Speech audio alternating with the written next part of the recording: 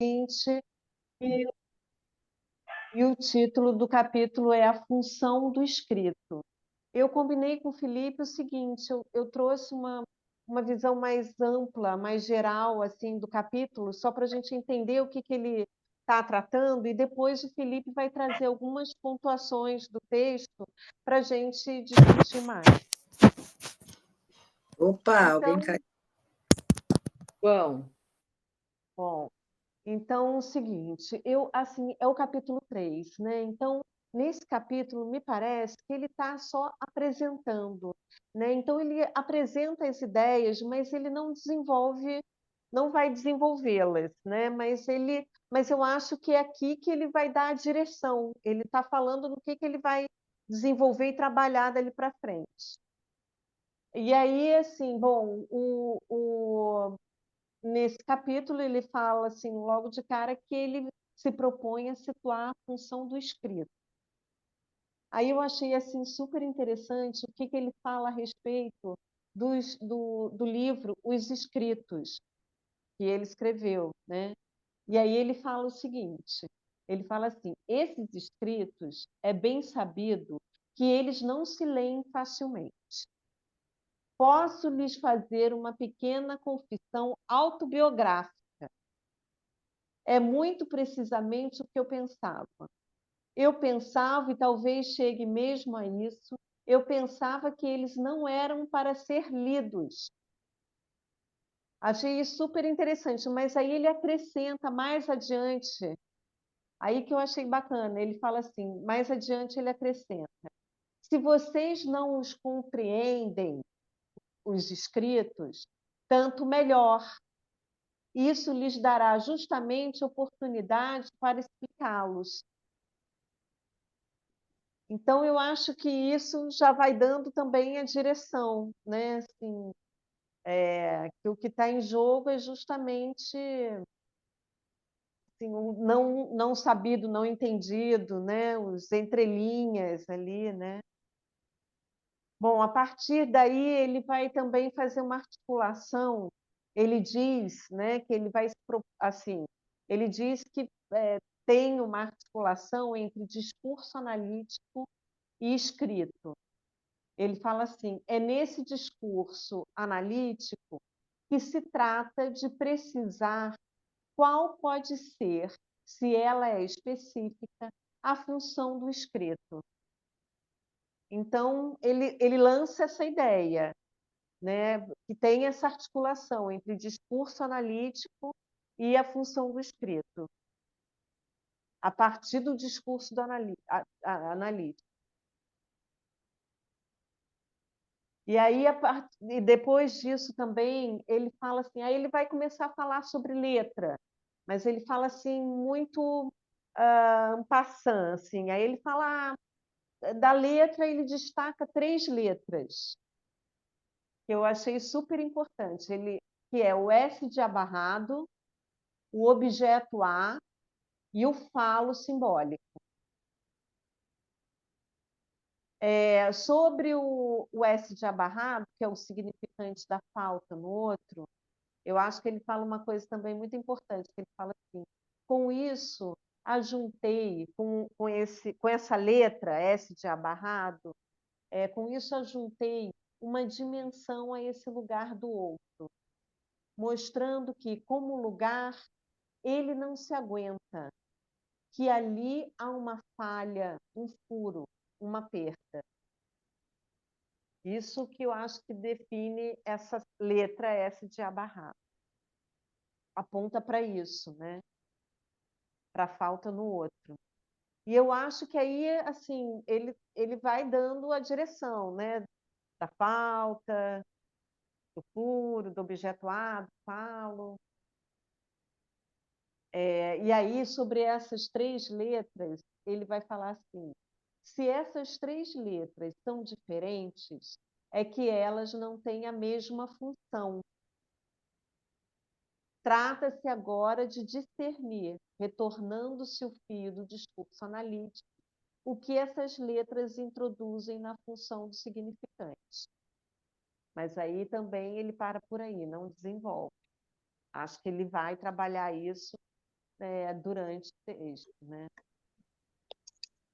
Aí, uma coisa que assim me interessou mais, né? Ele vai falar sobre a questão da escrita.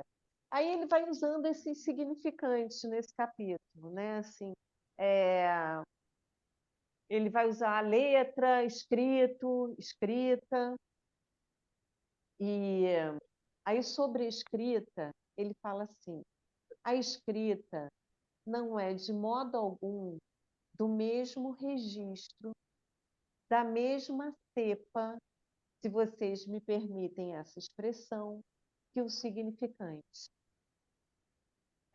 Eu acho assim, essa ideia da letra na obra do Lacan, ela vai mudando, né? Assim, do início, né? Eu entendo que naquele texto função da fala e da linguagem, né? Ali eu acho que a letra era significante, né? Agora, nesse livro, né? Nesse seminário, eu acho que não. Eu acho que a letra não é significante. Eu acho, assim, vou antecipar, tá? Mas eu acho que nesse seminário a letra é o traçonário, é o S1. Depois eu vou falar porque que eu pensei nisso. Aí ele fala, então, sobre a escrita, ele fala isso, que a escrita não é de modo algum do mesmo registro que o significante. Aí eu fiquei pensando assim, qual a diferença entre essa escrita que o Lacan está falando, a escrita do inconsciente, que a gente pode chamar assim, e a escrita, literatura, poesia. Fiquei pensando nisso. Aí eu sei até que tem um artigo que fala sobre isso, mas meus livros estão todos na caixa. Então, eu fui para o Google. E aí eu achei super interessante, porque a diferença que ele traz, que a diferença entre a escrita em geral, aí ele não fala da diferença, assim, ele fala assim que a escrita em geral tem o objetivo de comunicar. E aí eu acho que essa é uma questão super importante, da questão da comunicação. Porque, assim, aí eu lembrei de um texto da Rosine Lefort, onde o nome do artigo é de Lalang ao outro. E aí, nesse texto, ela faz um paralelo entre o grito e o balbucio. E aí eu fui no Freud e peguei o que o Freud fala sobre o grito. Aí eu cito Freud, então. Ele fala o seguinte: essa via de descarga, entre aspas, o grito, adquire, assim, a importantíssima função secundária da comunicação. E o desamparo inicial dos seres humanos é a fonte primordial de todos os motivos morais. Então, entra aí a questão da comunicação. Então, o paralelo que a Rosine Lefort faz é que o grito ele é da ordem da comunicação, da ordem da linguagem, enquanto o balbucio é da ordem de Lalang. Não tem, digamos, objetivo de comunicar, né? O balbucio assim, ela diz, é autossuficiente e tem a ver com gozo, né? O sujeito Não está tem ali, troca. Não tem não troca, é tem isso? troca. Isso aí, Watson, não tem troca, não tem Uhum. outro. O sujeito tá ali, gozando, né? E é muito assim, esses dias mesmo, assim, eu achei muito interessante o comentário de uma analisanda que está com um bebê de, sei lá, 8 meses ou 7, por aí, e ela falava justamente isso, que ela fala que ele fica o dia inteiro, bah, bah, bah, imita a criança, assim, balbuciando. E aí fala que ele fica o dia inteiro, assim, né, assim, que ele fica muito, né? Então, você vê que tem uma gozo ali mesmo, né? Enfim, e aí ele faz essa diferença, né? Assim, então, a linguagem, porque eu acho que o Lacan aqui vai fazer uma distinção entre la langue e a linguagem, né? E, e aí essa diferença diz respeito justamente a isso, que la langue não tem esse objetivo de comunicar, né? Não tem o outro, não tem o S2 na jogada. Lalang é pura letra. Isso aí. E essa letra é o quê? É S1. É esse Aí é que enxame, tem né? uma questão interessante, porque S1, É embora ele materialidade. seja charneira para o real, né?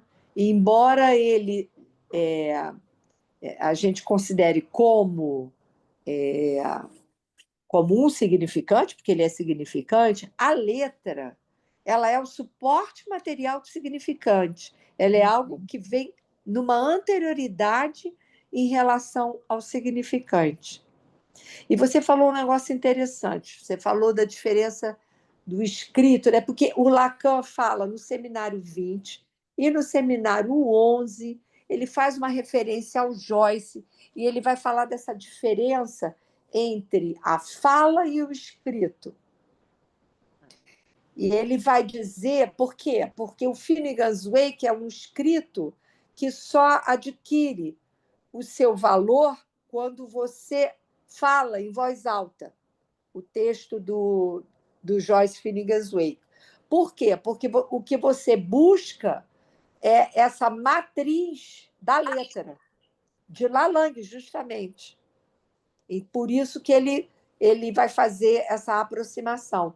E ele vai dizer que a fala ela é diferente do escrito porque ela de alguma maneira, ela traz, deixa eu ver se eu me lembro bem como é que ele coloca, mas ela traz esse registro de Lalang. O escrito não, o escrito apaga.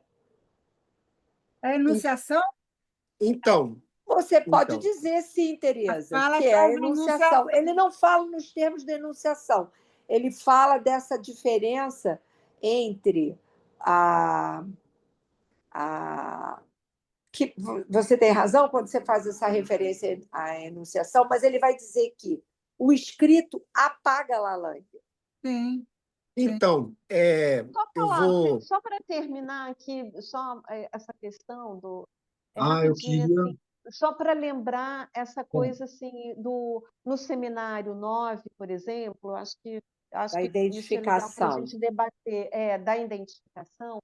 O Lacan ele vai trabalhar essa questão da escrita também, né? Ele vai falar, inclusive, que a escrita é anterior à fala, né? E ele vai Isso. articular a questão da escrita com um tracionário, né? E eu achei interessante, né, que ele vai falar assim que para o surgimento de um significante, que a Teresa está falando dessa coisa do apagamento, ele fala assim que é necessário 3 tempos, né? A Isso. marca, o apagamento da marca e assim tipo um círculo em torno daquilo que foi apagado, né? Assim, então teria esses 3 tempos, né?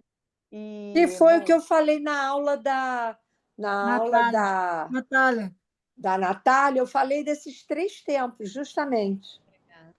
então acho que Porque agora o Felipe podia falar um pouco, né? Que ele Eu trouxe também. vou, eu vou, porque você trouxe um apanhado, Flávia. E Felipe, aí, deixa eu só falar uma coisa aqui, porque senão vai perder, só para perguntar, que é um parágrafo que está bem aqui, ó. Como retornar, senão, por um discurso especial a uma realidade pré-discursiva? Aí está o que é o sonho, fundador de toda a ideia de conhecimento. Mas também está aí o que deve ser considerado como mítico. Não há nenhuma realidade pré-discursiva. Cada realidade se funda e se define por um discurso. E é aí que eu fico sempre meio bastante perdida quando se fala nessa história toda dessa marca, de Lalang, tararau. Porque Lacan fala em vários lugares que não existe realidade pré-discursiva. existe pré-discurso, né? Que é Lalang, a marca e tal.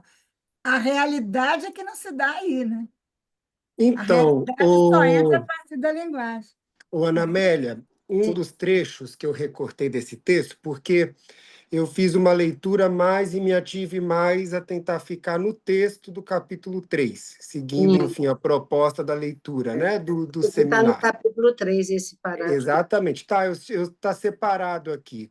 Eu estava falando da Lalang, né? Então, E aí vou aguardar. a gente... Não, pode ser por ele, porque foi falando e eu fui vendo que os trechos que eu fui selecionando, a princípio, na ordem cronológica do próprio texto, aqui apareceu de outras maneiras. E aí eu acho interessante, posso começar por aí mesmo, né? Como retornar, se não por um discurso especial, uma realidade pré-discursiva. Aí que está o que é o sonho fundador de toda a ideia de conhecimento. Mas também está aí o que deve ser considerado como mítico. Não há nenhuma realidade pré-discursiva. Cada realidade se funda e se define por um discurso. É bem interessante isso, porque exatamente a frase que termina o parágrafo anterior e que inicia isso é exatamente essa que eu também achei importantíssimo. O significante é, de saída, imperativo, né? Então, Lacan, eu penso que ele está começando a desenvolver aqui mesmo o que se trata da ordem do discurso e, mais precisamente, o que se trata do discurso psicanalítico, né? Ele começa esse capítulo trazendo os escritos, que ele vai chamar de publicho, né? Desde o seminário, pelo menos que eu estou lembrando aqui agora, do seminário 15, ele começa a falar, no seminário 15, inclusive, tem um capítulo que chama Elogio à Babaquice, que é exatamente essa dimensão do não senso, né? Isso que o discurso psicanalítico, né? Isso que o discurso psicanalítico tenta dar conta, engendrando com outros discursos, né? Porque todo campo de saber, inclusive da ciência, ele é um campo, né? E como todo campo, e aí retornando um pouquinho mais para o início, já que eu falei isso do Publicho, e que é o que está no início desse capítulo, que ele vai trazer o que ele de fato quer dizer com a letra, né? Porque que ele vai dizer lá no final do capítulo, a letra é radicalmente tá aqui separado. A letra é radicalmente efeito de discurso. Então, eu fui lá no início da parte 4, a letra radicalmente é efeito de discurso. Para poder voltar aqui, no que ele diz que pode ser a letra, né? E aí ele vai dizer aqui, vou ler lá no início, tá na parte 1 ou no início da 2 isso. Para permitir explicar as funções desse discurso, adiantei o uso de um certo número de letras. A Flávia trouxe isso, né? Primeiro, o A, que chamo de objeto, mas que, de qualquer modo, não é nada mais que uma letra. Depois, o Azinho, né? Depois, o A maiúsculo, que faço funcionar no que, pela proposição, não tomou fórmula, senão escrita, e que produziu a lógica matemática. Designo com ele o que, de começo, é um lugar. Eu disse, o lugar do outro. Então, a letra é um marcador, um índice desse lugar que é do outro no sujeito, né? Desse lugar que é dessa representação do outro em nós, né? E aí, o discurso psicanalítico vai se ater a esse resto, a esses traços que comparecem no sonho, que é pré-discursivo, né? O sonho é algo é algo mítico, por que mítico? Aí que tá. A gente até falou isso hoje mais cedo, porque o sonho em si, ninguém tem acesso à sua totalidade, né? A gente só tem acesso ao que a gente em um discurso, consegue narrar ou contar dele. Por isso que o sonho, ele vem como isso que atravessa o tempo, como isso que não tem compromisso com a cronologia.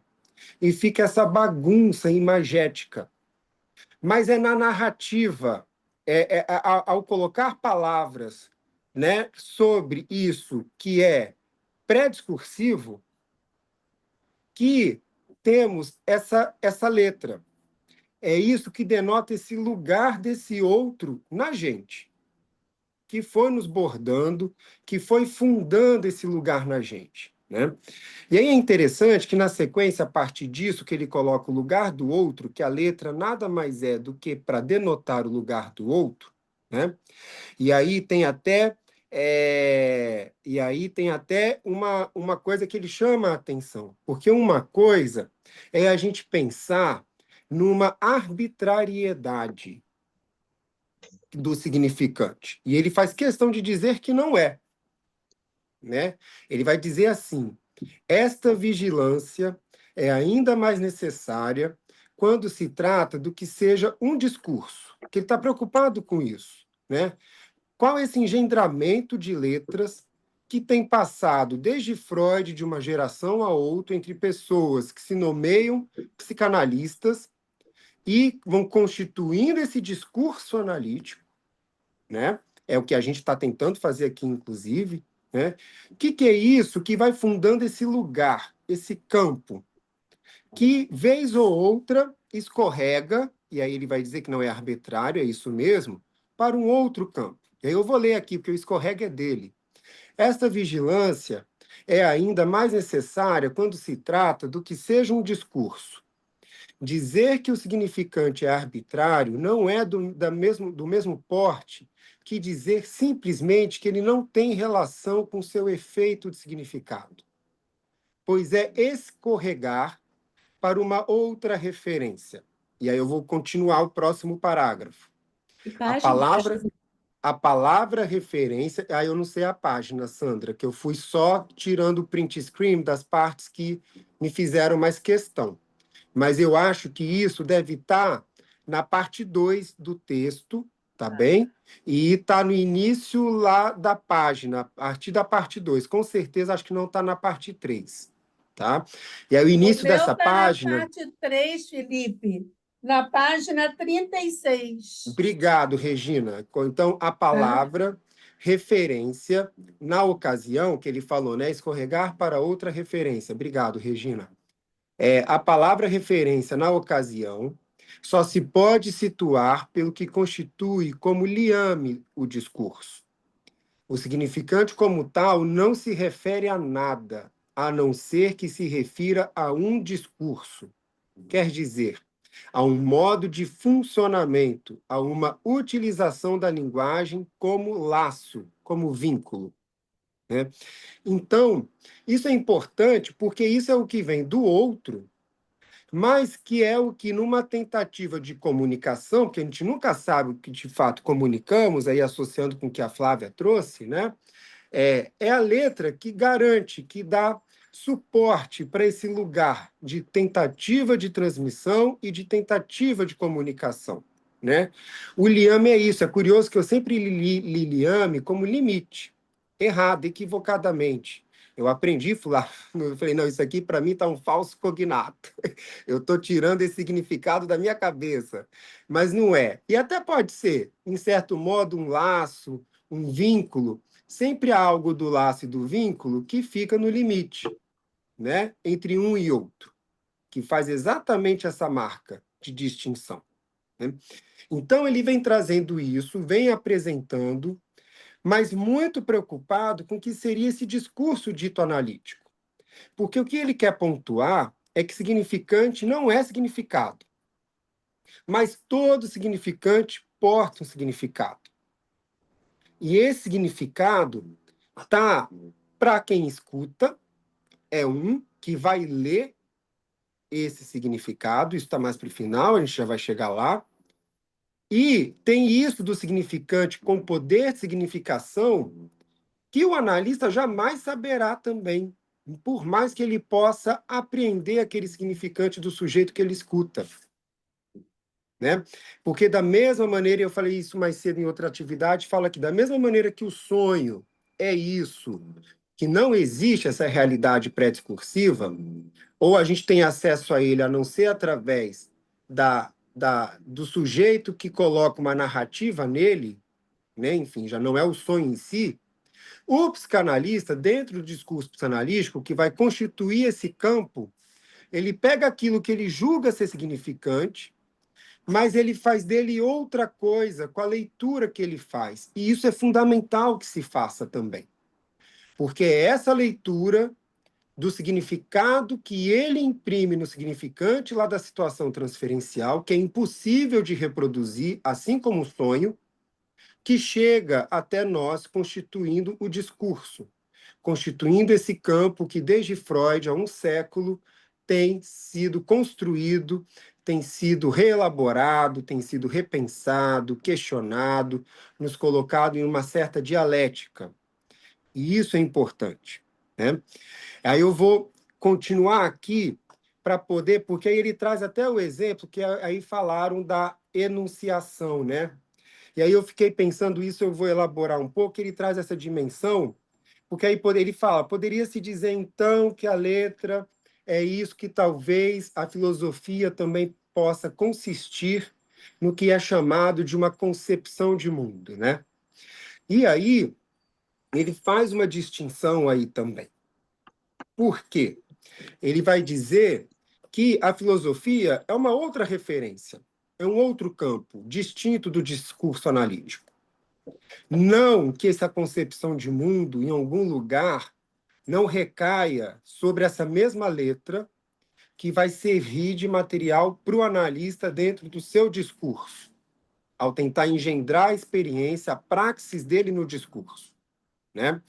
E aí ele traz até o efeito do Marx, né? Enfim, o efeito que ele vai dizer, e eu achei isso interessantíssimo e pontual, e é verdadeiro, quem lê Marx, na verdade, sabe que ele não era um defensor do comunismo. Isso é uma perversão que fazem de Marx. Marx simplesmente fez uma anunciação, assim como muitas igrejas, né? Enfim, que é inclusive o que o psicanalista não deve fazer, anunciar, né? E isso é interessante, né? Porque o que o Marx faz é dizer que o final do capitalismo é uma anunciação, seria a falência do próprio capital, né?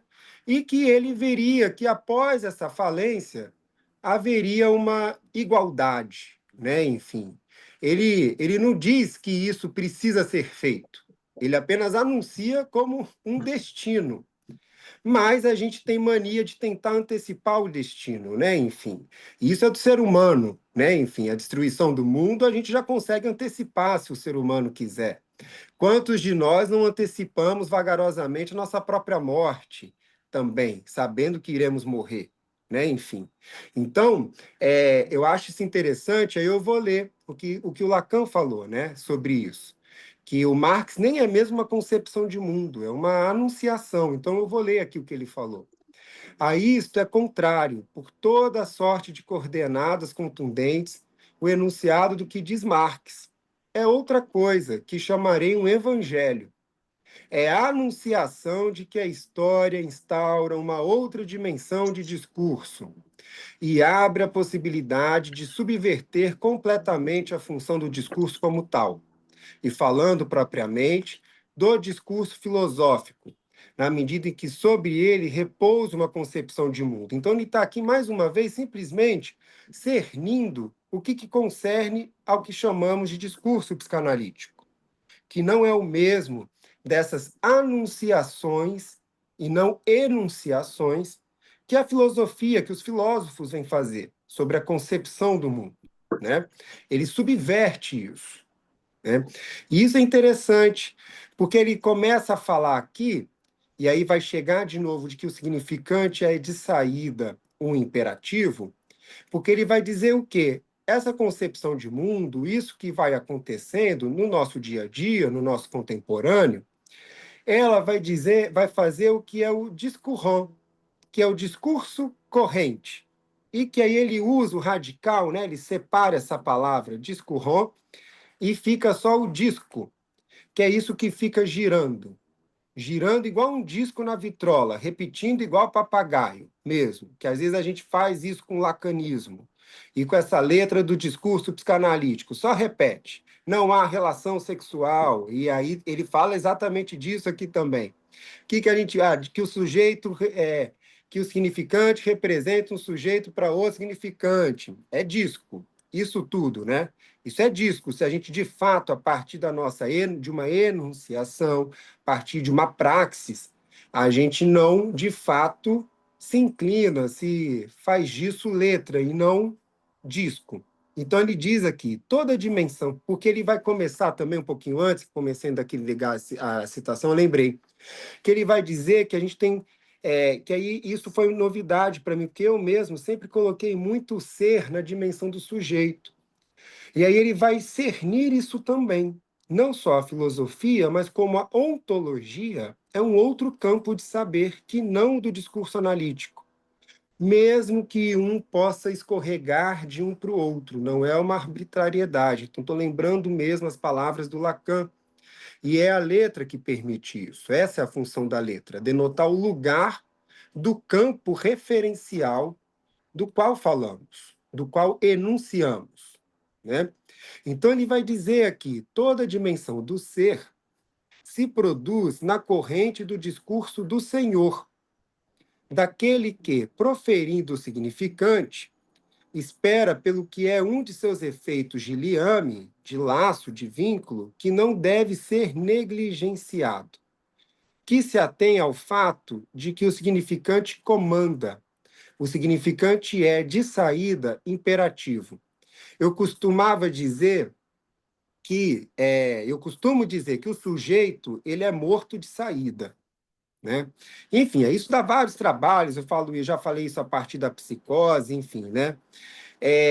E aí eu achei. Oi. Felipe, a Sandra quer falar.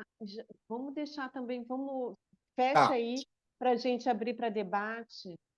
tá. Eu vou fechar, então, só vou ler o que eu separei aqui, Claro. porque a gente abre. Então, tem isso que eu já falei, posso começar a repetir, e aí fala do pré-discursivo. Aqui aí ele fala, não há a mínima realidade pré-discursiva, de novo, pela simples razão de que o que faz coletividade, o que chamei de os homens, as mulheres, as crianças, isso não quer dizer nada como realidade pré-discursiva. Os homens, as mulheres, as crianças não são mais do que significantes, né? E aí ele vai dizer, lá no final, ele traz esse exemplo, que a primeira vez que ele fala da letra é ainda em Saint-Étienne, que ele lembra, que ele vai dizer que as nossas letras, o nosso alfabeto, por exemplo, elas já compareciam nas cerâmicas egípcias, mas que eles mesmos não reconheciam como letra. E olha que interessante isso, que é transgeracional e que atravessa. E que é interessante, a letra já estava lá antes mesmo que ela possa ser reconhecida como letra. E ele traz esse evento histórico e antropológico da letra e da formação do discurso. E aí, por último, ele vai dizer assim que vai fechar o seminário. No discurso analítico de vocês, o sujeito do inconsciente, vocês supõem que ele sabe ler, e não é outra coisa essa história do inconsciente, de vocês. Não só vocês supõem que ele sabe ler, como supõem que ele pode aprender a ler. Só que o que vocês ensinam a ler não tem, então, absolutamente nada a ver, em caso algum, com o que vocês possam escrever a respeito. E isso é a diferença que ele faz muito, de que qualquer coisa que a gente recorte e traga para o discurso, nada disso tem a ver do que foi do significante, da situação transferencial, para o analisando. E isso eu achei fundamental. E a letra como essa possibilidade de algum vínculo, de algum liame e constituição desse lugar outro. Bom, é isso, foi isso. Vamos lá. Olha, é Sandra, depois Tereza Meloni. Não, eu acho é bastante difícil, né, o texto, mas eu acho importante assim para entender um pouco melhor esse capítulo. Tem no outros escritos tem o Literater, que é de 71, onde ele define bem o conceito de letra, né, no sentido de ser um suporte material do significante e que seria referente a um saber anterior. Anterior a quê? A passagem da libido para o circuito pulsional. Seria o que a Bayard não conseguiu passar para o circuito pulsional. Ela fica como um semblante do real, um semblante do gozo. E eu acho que é isso que o Lacan está querendo, me parece, demonstrar, que a análise deve buscar, né? Essa irrupção de gozo através de uma letra que emerge no ato falho, no sonho, no xiste, né? Num, não é o significante, ela é o semblante. Então, é um saber anterior que ficou recalcado, na verdade, que comparece como semblante.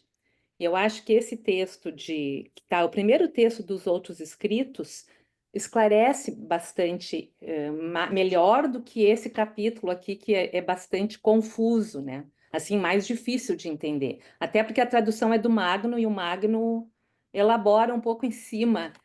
Por exemplo, aquilo que ele fala, o que não escrevo para não ser lido, eu acho que o Lacan se refere, não escrevo para ser entendido, compreendido, né? Eu acho que o Magno, a gente tem que prestar atenção nisso, porque ele faz uma coisa um pouco mais teatralizada do Lacan, né? Mas essa questão da letra é você fazer uma letra, um índice daquilo que emergiu do real, né? Como do gozo. Era isso que eu queria pontuar, assim, que eu achei importante.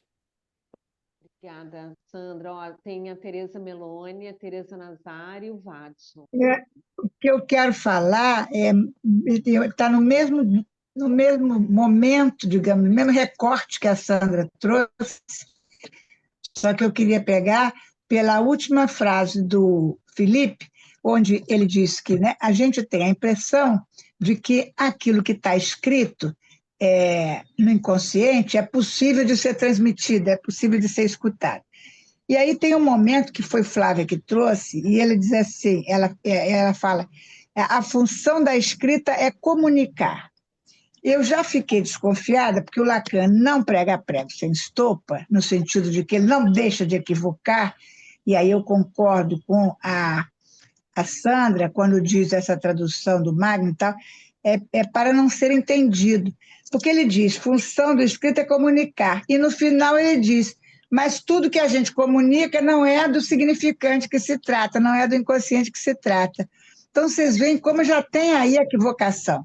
Eu acho que quando o Lacan escreve isso, eu fico perguntando o que o Lacan quer dizer como função. Porque a gente, assim, ouve essa frase, função de comunicar, bom, então é para comunicar. Não, é para furar a comunicação, né? É para, de alguma coisa, subverter a comunicação. É aquilo que eu falei ainda agora, que é da ordem, assim, a minha leitura, que é da ordem da enunciação, né? Disso que está por trás. Eu sempre que falo de estar por trás, eu me lembro de Chaim Samuel Katz dando uma aula que ele diz: tem nada por trás, a única coisa que tem por trás é a bunda. Mas, enfim, eu vou continuar dizendo que é por trás no sentido da enunciação.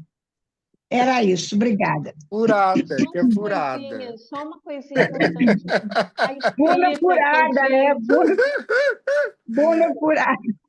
Olha que a questão da escrita que comunica é escrita geral, a escrita escrito, no caso, né? Não sei não, Flávia, não sei. Lacan não pode saber que entende o que ele diz, né? Não, mas eu fiz um paralelo entre Lalang e linguagem. A Lalang não Sim, comunica e linguagem comunica. E sim, eu assim, entendi. né, a questão do Sim. grito também tá. Tereza. A Tereza linguagem Nazar, como depois o discurso, né? Watson. Posso falar? Pode, o Sim. Watson também quer comentar depois. Tá, então, é interessante o que está sendo dito aqui, porque o Lacan ele vai dizer que ele faz uma crítica à questão da alfabetização, porque ele vai dizer que a leitura fonética, né, desconsidera uma outra leitura que tem a ver com o escrito. Se a gente pensar no inconsciente, se a gente pensar nas formações do inconsciente, por exemplo, o sonho, né? O sonho, ele é um escrito que Sim. precisa ser lido, né? Mas quando o sujeito vai, e na hora me vem o livro do Jean Luz, que eu acho aquele exemplo maravilhoso, quando ele vai contar o sonho, comparece o significante, né, em termos da equivocação na fala, o significante do peso, son poids. Poisson, peixe, son poids, seu peso. Por que eu estou chamando a atenção para isso? Porque justamente a leitura significante é a leitura que comparece na fala. Por exemplo, quando você diz assim, quando você escreve, né, girafa e gato, a letra G, quando ela está escrita, ela é a mesma letra para girafa e para gato. Entretanto, quando você fala, né, e você atribui um sentido, né, você não vai dizer como é que é? Girafa, nem você vai dizer Já. jato, porque aí já é uma outra equivocação que comparece o gato, né, se você fosse ler o G como J. Então, o que eu estou querendo chamar a atenção é que, no momento, por exemplo, da alfabetização de uma criança, ela necessariamente, para ela entrar no campo do sentido, né? Quando ela faz a leitura, ela tem que esquecer aquilo que recalcar aquilo que é da ordem de Lalande. O que a análise faz, no meu entendimento, é justamente resgatar isso que de Lalande se perdeu, porque a partir de Lalande que você tem essa margem de liberdade para você jogar, né, com o som, né, de diversas maneiras, ler de outras maneiras. Só quem tem uma relação com o discurso analítico poderia, por exemplo, ler no sonho lá, descrito no livro do Aluche, fazer essa leitura, né, que ele percebe na crítica da mulher, né, é uma referência à questão do peso dele, e no sonho, que ela faz uma referência ao peso corporal dele, e no sonho ele fala de um homem que carrega um peixe, poisson, nas costas. Só ele poderia fazer a leitura de que não é bem de um peixe que se trata, mas de son poids, de um certo traço melancólico, blá, blá, blá, blá, blá. Era isso que eu queria trazer aqui Identificação como significante, né, Tereza? Isso não é a leitura, não é a leitura do rebus que o Freud fala na interpretação do sonho, porque se você olhar para a imagem, você não consegue entender. Você tem que ler como está lá, Sá é mais um patinho, mais, e você lendo é que faz o sentido. Son poids. Como gestapô e esse tipo de coisa. Isso. Identificação ao significante. Isso. Né?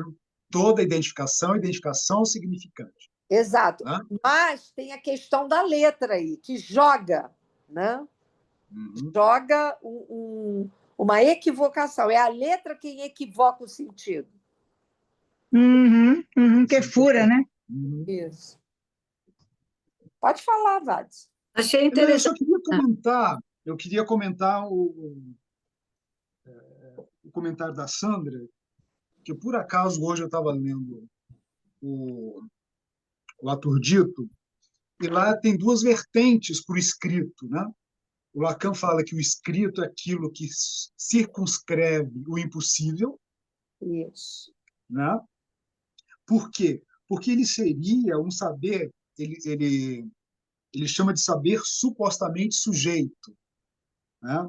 Eu acho que é o que a Sandra trouxe como um saber anterior, né? Acho que ela se referiu a isso, um saber anterior. Então era só esse comentário, dizer que o Lacan fala muito bem sobre a questão do escrito lá no Ator Dito. E a escrita, que ele vai fazer uma diferenciação, né, entre escrito e escrita. Não sei, eu cheguei um pouco atrasado, não sei se vocês estavam discutindo isso. Que ele vai dizer que no Ator Dito a escrita é o lugar do sintoma. É só isso. Tá? E Eu tem queria comentar. também a inscrição, o inscrito, aquilo que não cessa de não se inscrever. E aí eu tenho uma coisa aqui que eu lembrei também, porque ele vai falar sobre isso do não há relação sexual, e ele diz que repete isso para que todos possam, de alguma maneira, é a mesma ideia que a Flávia trouxe, né? Ele continua explicando, ninguém entende para que ele continue explicando também. E aí é uma leitura que aí eu fiz, aí talvez possa ter tido, e aí até como algo, né, do que a letra abre de significação no outro, né? No caso, falando do que aconteceu quando eu li isso, que eu vou ler que está no texto. A única função pela qual a vida pode definir-se, isto é, a reprodução de um corpo, não pode ela própria intitular-se nem como vida nem como morte, pois, como tal, enquanto sexuada, ela comporta as duas, vida e morte. Eu achei isso interessante porque ele vai dizer que é isso, a única função é a reprodução de um corpo. É a constituição, é a função única da vida, de definição da vida, né? Mas que essa reprodução está justamente entre a vida e a morte. E aí ela comporta isso. E aí eu peguei essa palavra reprodução na hora e eu pensei, ué, então, de fato, será que a gente tem que ir pela via orgânica dessa reprodução? E, de fato, a única função da vida é ter filho, né? E aí, isso é uma possibilidade de interpretação, mas a outra também, que aí eu me perguntei, quantos corpos reproduzimos no nosso corpo durante uma vida, né? Que aí Uhum. foi isso que talvez traga essa dimensão de um significante para mim, não sei se é para mais ninguém. Mas foi uma Uhum. pergunta que me veio, né? Quantos corpos reproduzimos, que é a função de uma vida durante uma vida? Para além da reprodutividade, né? Enfim. Ô, Felipe, eu li outra coisa, quer dizer, o próprio ato do nascimento já é a reprodução de um corpo, ou seja, não Uhum. é a necessidade de ter filhos, mas uma necessidade de nascer. Ao nascer, você reproduz um corpo e vai reproduzir pela vida toda até a morte, aí para de reproduzir corpo, como você leu. Interessante. Gente, podemos encerrar, né? Acho que Não, eu só queria Ótimo debate. perguntar uma coisinha rápida. Ah, Não, é que aquela primeira coisa, né? Como retornar, senão por um discurso especial, né? Que seria uma realidade pré-discursiva. Eu acho que é isso que a gente está tentando fazer aqui, do tipo, o que me veio, né? Que Lalang faz sentido, porque nós estamos falando de Lalang aqui. E aí o inconsciente como não realizado, e que faz sentido quando isso se realiza num discurso. Porque lá na frente ele coloca a letra radicalmente é efeito de discurso. Então, eu tenho que ler isso de novo, mas tudo de novo, mas posso estar totalmente equivocada, mas fica essa história, a letra está lá, mas se ela não entra num discurso, então ela não existe, não existe uma realidade pré-discursiva. Isso tem que ser produzido. ela entra enquanto falta, né, Ela não? entra Ela enquanto entra marcando o efeito. furo, enquanto efeito de Enquanto furo. efeito. O Lacan traz isso, ela entra enquanto Né? efeito. Não como É. causa, não como causa, mas como efeito. Talvez seja por aí essa distinção, Ana, que eu consegui de alguma maneira entender por aqui, né? Ela Por realmente é aqui. cheia de discurso. É porque eu fico Tem sempre com essa muitos história do. capítulos pela frente aí para a gente ainda Tem, falar, tem. né? Isso.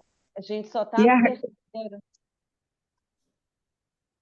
Gente, beijos. Até a Obrigada, próxima. boa noite. obrigada, Boa obrigada. noite. Tchau, tchau.